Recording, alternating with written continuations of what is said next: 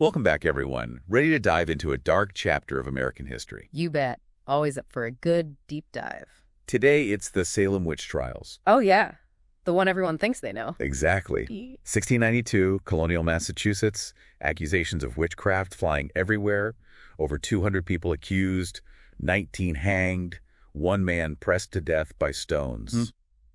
It's a story that still grips us. Totally. But it's also become this kind of historical shorthand. Like, we use Salem to mean any kind of witch hunt. Right. And that's what we're going to untangle today. How did Salem become the symbol for this when witch hunts were happening all over Europe and America at the time? It's a good question. To get it, I think we got to go back to that time and place. Okay, set the scene for us. We're talking about New England, late 1600s, right? Right. And these are folks who left everything behind, came seeking religious freedom, wanted to build this pure Bible-based society. Like their own little utopia. Exactly. But, utopia is tough to build when you're facing constant threats. Indigenous peoples, political instability after the Glorious Revolution. And even within Salem Village itself, things were fractious. So it's not exactly paradise found. More like pressure cooker about to blow. Yeah, and then it happens. This group of young girls in Salem Village, they start having these fits, screaming, contorting their bodies, feeling like pins are sticking them. Oh, I remember reading about this. It was like something out of The Exorcist. Right. Totally bizarre behavior. And a doctor examines them and finds absolutely nothing physically wrong. It was, of course, in a community that's already on edge, already steeped in this belief in the devil. The whispers start. Witchcraft. It has to be witchcraft. It's like the perfect storm for mass hysteria. And it's crucial to look at who was targeted first. Sarah Good, a poor woman, kind of an outcast. Sarah Osborne, she was named for challenging social norms. And then there's Tituba. Tituba, the enslaved woman. Yeah. She was of South American Arawak origin, I think. And in Puritan society, she was an outsider in every sense. Her race, her spiritual practices, her very position as an enslaved person made her incredibly vulnerable. So she's already different, already suspect in their eyes. And then she confesses. Now, whether this confession was genuine or coerced, who knows? But it played right into their prejudices. And it legitimized the whole witchcraft theory, didn't it? It did. She started talking about creatures from the invisible world implicating others in the village. It was like adding fuel to the fire. And from there, it just exploded, right? This is where that whole concept of spectral evidence comes in. Ah, spectral evidence. One of the most chilling aspects of the trials. Imagine this. You're one of the afflicted girls. You claim to see the ghost of someone, maybe your neighbor, harming you. That's it. That's considered proof of witchcraft. Wait, so seeing a ghost was enough to get you convicted? In their minds, yes. Even though some folks argued back then, even some ministers, that the devil could take any form, so how could you trust what these girls were seeing? Yeah, if the devil can make anyone look like a witch, then the whole thing falls apart. Exactly. And this is where the touch test comes in. Okay, the touch test. This one always freaks me out. Picture this. You're accused. One of these girls is having a fit. They bring you near her, and suddenly the fit stops. That, in their minds, proved your guilt, because they believed your touch as a witch could draw out the evil. Like you're some kind of supernatural vacuum cleaner. It's a horrifying example of how twisted logic becomes evidence when fear takes over. It's mind-boggling. And you know what's crazy? The guy who set up the court to try these cases, Governor Phipps, Yeah. his own wife ends up getting accused. Oh, wow. And that, it seems, is what finally made him realize how messed up the whole thing was. He puts a stop to those trials. So that's when things start to turn around. It's a turning point. They set up a new court, and this time they ban spectral evidence. No more ghost seeing as proof. Exactly. And you see the effect immediately. Convictions drop drastically.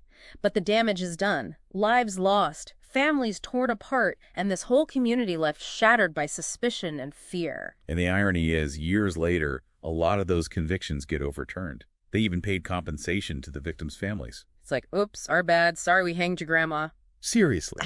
Like, how do you even begin to make amends for something like that? Right. And the other crazy part is, it was often the churches who came forward apologizing, trying to clear the names of the accused. The very institution that helped fuel the hysteria is now saying, we were wrong. It's a stark reminder of how institutions, even those built on faith and morality, can get caught up in these waves of fear and do terrible things. So amidst all this chaos, were there any voices of reason? anyone trying to pump the brakes on this whole thing. Oh, absolutely. There were people who saw the injustice, who spoke out. One guy, Nathaniel Saltonstall, he actually resigned from his official position in protest. He was like, I'm out. This is madness. Wow, a real profile in courage. It took guts to do that when speaking out could get you accused. Yeah, it makes you realize how powerful that fear can be, how it can silence even the most reasonable voices. And even some of the folks who initially supported the trials started having second thoughts, like Cotton Mather. Oh, Cotton Mather, the big-time Puritan minister. Didn't he write that book, Wonders of the Invisible World? He did. It was supposed to be a defense of the trials, but even in his writing, you can see him struggling with the whole spectral evidence thing. Like, he knows it's shaky ground. So even within the Puritan community, those cracks were starting to show. Absolutely. But whether those cracks were enough to sway the court, that's a question we'll have to explore further as we go deeper into the trials themselves. All right, lead the way. What happens next? You know, it's really interesting how even when Cotton Mather is trying to defend the trials in Wonders of the Invisible World, you can see him wrestling with whether spectral evidence makes any sense. It's like even he doesn't buy it. Exactly. And then you've got others like Samuel Willard, this respected minister in Boston. He comes out with a pamphlet, totally anonymous, of course, arguing that they should be super careful about using the testimony of the afflicted girls. Anonymous? That's pretty telling, isn't it? It tells you just how scary it was to disagree back then. You could end up on trial yourself if you weren't careful. Makes you think twice about speaking your mind, right? Right. But Willard, in his pamphlet, he's basically saying, hey, don't just take these girls at their word. You got to look at their claims with a skeptical eye. Try to inject some common sense into the situation. Yeah, trying to bring things back down to earth. And he wasn't the only one. You know, even Cotton Mather's own father, Increase Mather, he starts having second thoughts too. Increase Mather. Yeah, I remember him. He wrote this book, Cases of Conscience Concerning Evil Spirits. And in it, he's straight up telling the court, hey, be careful about using spectral evidence as your only proof. You need something more solid than that. So even within the Puritan community, there were these cracks starting to show. Yeah, but the question is, were those cracks big enough to actually change the court's mind? Well, it seems like it took a pretty dramatic turn of events to really shake things up. What do you mean? Remember Governor Phipps? Yeah. The one who set up the whole court to deal with the witchcraft cases? Yeah. Well, his own wife, Lady Mary Phipps, ends up getting accused. No way. Talk about a twist. Right. It's like something out of a movie. And you know, it seems like having his own wife accused, that's what finally made Governor Phipps see how unjust the whole situation was. Makes sense. So he orders the trials to stop. Wow, so that was the beginning of the end. Pretty much. Yeah. After that, they set up a new court, the Superior Court of Judicature. And this time they make a huge change. They say spectral evidence is no longer allowed in court. That's a big deal. No more convicting people based on ghostly visions and claims of feeling tormented. Exactly. And guess what? The effect is immediate. The number of convictions plummets. The trials start to fizzle out. But as we've been talking about, the damage was already done. Lives, lost families destroyed. The whole community left with this legacy of fear and suspicion. And even though a lot of those convictions were overturned years later and families were paid compensation, it's hard to imagine how you truly make amends for something like that. Right. How do you say, sorry we hanged your ancestor, and actually mean it? It's almost impossible to comprehend the lasting impact of that kind of trauma. And you know what's really striking? It was often the churches themselves that stepped up to apologize and formally clear the names of those who have been wrongly convicted. Wow. It's like they were trying to make up for their role in the whole thing. Yeah, it's a powerful reminder that even institutions built on faith and morality can get things terribly wrong. It shows how important it is to be able to admit mistakes and try to right those wrongs, even if it takes years or even centuries. Absolutely. And it makes you think about the power of those who spoke out against the injustices, even when it was dangerous to do so. People like Nathaniel Saltonstall, who resigned his position in protest. It took incredible courage to stand up and say, this is wrong, when everyone else was caught up in the frenzy. And let's not forget those who worked tirelessly to clear the names of those who were wrongly accused, even years after the trials ended. They petitioned. The government demanded that the convictions be overturned and that families be compensated for their losses. It wasn't just about restoring reputations. It was about acknowledging the injustice and trying to heal the wounds of the past. In 1957, the Massachusetts legislature passed an act formally clearing the names of 6 victims who had been excluded from earlier exonerations. That's amazing. They were still working to right the wrongs all those years later. And then in 2001, another act was passed, acknowledging the innocence of all those who had been convicted, finally bringing a sense of closure to a chapter that had cast a long shadow over the state. It's incredible to think that even today we're still grappling with the legacy of Salem, still trying to learn from its mistakes. And you know what else is fascinating? The Salem Witch Trials haven't just inspired historical research. They've also had this huge impact on art literature and even popular culture. Yeah. It's like Salem has become this cultural touchstone, this symbol for injustice and persecution. Exactly. It's this powerful metaphor for what happens when fear and suspicion run rampant. One of the most famous examples is Arthur Miller's play, The Crucible. I read that he wrote it during the McCarthy era. Right. He used the Salem trials as an allegory for the political witch hunts of his own time, highlighting how easily accusations of communism could mirror accusations of witchcraft. It's like history repeating itself, or at least rhyming. And it reminds us that the lessons of Salem are timeless and universal.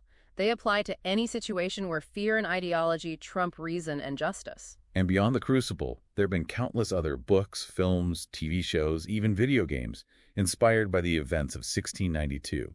It's like every generation finds a new way to reinterpret and reimagine the Salem story. It's a story that just keeps resonating with people. It speaks to our deepest fears and anxieties, our fascination with the supernatural, and our ongoing quest for justice. But as we explore these different interpretations, it's important to remember that they don't always stick to the historical facts. Oh yeah, some of them take a lot of liberties. For example, there's this popular idea that witches were burned at the stake in Salem. Right. But that's not true at all. Everyone who was executed in Salem was hanged. The burning of witches was more common in Europe. It's a good reminder to always double-check those facts. And speaking of historical facts, remember how there was all this debate about the exact location of the hangings in Salem? Yeah, I remember reading about that. So did they ever figure out where they actually happened? They did. In 2016, a team of researchers from the University of Virginia made a breakthrough. What did they find? Well, for years, people thought the hangings took place at the top of Gallows Hill, but the historical evidence was kind of fuzzy. Makes sense. It was a long time ago. So these researchers used old maps, documents, and some cool technology like ground-penetrating radar to pinpoint the most likely spot. So where was it? Turns out it was at a place called Proctor's Ledge, right at the base of Gallows Hill. They think this location would have been easier for people to get to, and it fits better with what eyewitnesses described. Wow. So even centuries later, we're still uncovering new pieces of the puzzle. Yeah, history is always evolving as we find new evidence and new ways to interpret it. And that's what makes it so fascinating. It's not just about memorizing dates and names. It's about having this conversation with the past and using what we learn to understand our present and even shape our future. Couldn't have said it better myself. Yeah. So we've talked about the trials, the aftermath, the cultural impact, but there's still one big question looming over all of this. What's that? What was really going on with those girls? What was the true nature of their afflictions? It all started with them. If they weren't really being tormented by witches, then what was happening? That's the million-dollar question. And it's one that has baffled historians and scientists for centuries. So what are some of the theories? Well, some folks think it could have been ergot poisoning. You know, that fungus that can contaminate rye grain. I've heard of that. Yeah. It can cause all sorts of crazy symptoms, hallucinations, convulsions, even the feeling of being pricked by pins. Which sounds a lot like what those girls were describing. Yeah, exactly. But some experts aren't so sure about the ergot theory. What else could it have been? Well, there are theories about psychological stress, mass hysteria, even deliberate deception. The truth is, we may never know for sure. But the fact that we're still asking these questions shows how complex the Salem witch trials really were. And it reminds us that history isn't always black and white. Sometimes there are no easy answers. That's for sure. We have to approach history with a sense of humility, knowing that we may never fully understand the past. But by wrestling with its mysteries and complexities, we can gain valuable insights into the human condition. Insights that can help us avoid making the same mistakes. Exactly. And that's why the Salem witch trials continue to fascinate us. It's not just a story about the past. It's a reflection of ourselves, our capacity for both good and evil, for reason and for irrationality. Like holding up a mirror to human nature. Exactly. And it serves as a powerful reminder of the dangers of unchecked power mob mentality and the suppression of dissent. It's a cautionary tale that reminds us of the fragility of justice and the importance of critical thinking. So we've uncovered a lot here. But I feel like there's still so much more to explore. If the Salem Witch Trials were happening today, how would we react? That's a good question. Would we be swept up in the fear and hysteria, or would we stand up for reason and justice? It's a chilling thought, but it's one worth pondering. Hmm. It's easy to judge people from the past, but what would we do if we were in their shoes? It's a great question because the Salem Witch Trials are not just a story about what happened back then. They're a story about us, about who we are as human beings. And by understanding the forces that led to those tragic events, we can hopefully equip ourselves to make better choices in our own time. So how do we apply the lessons of Salem to our own lives? What can we do to prevent something like this from happening again? It's about recognizing that those same forces are still at work today. You know, fear, prejudice, the desire for easy answers, those are human things, not just things from the past. So we're not off the hook just because it happened a long time ago. Right. We see scapegoating all the time. Yeah. Someone or some group gets blamed for problems that are way too complex to be their fault. Yeah, and people jump to conclusions so quickly, especially when they're afraid or they don't have all the facts. And sometimes people in power, they actually use those tendencies to their advantage, you know? It's like that saying, those who cannot remember the past are condemned to repeat it. Except in this case, it's more like those who don't recognize the patterns in the past are doomed to repeat them. Exactly. Learning about Salem, it's not just about memorizing what happened, it's about seeing how easily those things can happen again and then being ready to do something about it. Okay, so how do we actually do that? How do we take the lessons of Salem and apply them to our lives today? Well, one of the most important things is to become a critical thinker, you know? Don't just accept everything you hear or read. Question your own assumptions. And demand evidence.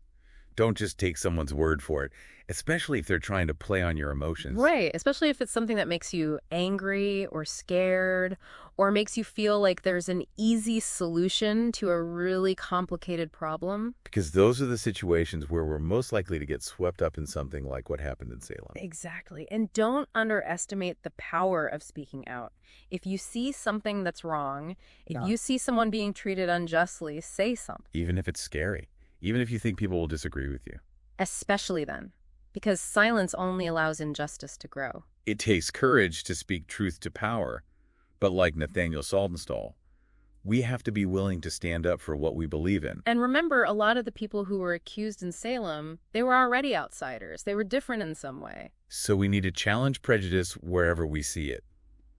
Absolutely. We need to be allies to those who are marginalized or vulnerable. We need to break those webs of fear that can lead to such horrific consequences. And sometimes those webs, they're spun by people who benefit from keeping us afraid and divided. That's right. So we have to hold those in power accountable, demand transparency, and insist on a justice system that actually protects everyone. It makes you wonder, though, if something like the Salem Witch Trials happened today with social media and the way information spreads so quickly, would it spiral out of control even faster? I think that's a very real possibility. The potential for mass hysteria is definitely still there. But I also think that learning about Salem can actually make us more resilient. How so?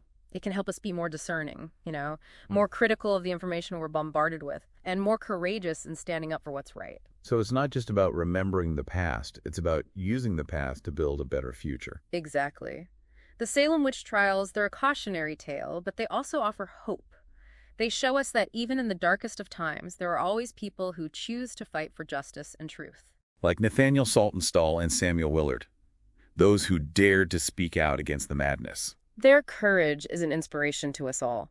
And it's a reminder that we all have a role to play in safeguarding justice, in challenging prejudice, and in making sure that the lessons of Salem are never forgotten. Well said. I think that's a great place to wrap up our deep dive into the Salem Witch Trials. I agree. It's been a journey into a dark chapter of history, but one that I think we can all learn from. We've explored the events, the accusations, the trials, and the aftermath. We've seen how this event still resonates with us today, and how its lessons are more relevant than ever. And we've talked about how those lessons can help us be more critical, more compassionate, and more courageous in our own lives. So as we sign off, I want to encourage you to keep exploring, keep questioning, keep that spirit of critical thinking alive. Because ultimately, the best way to honor the memory of those who suffered in Salem is to work towards a future where such injustices never happen again. Couldn't agree more. Thanks for joining us on this deep dive. Until next time, stay curious, stay informed, and stay engaged.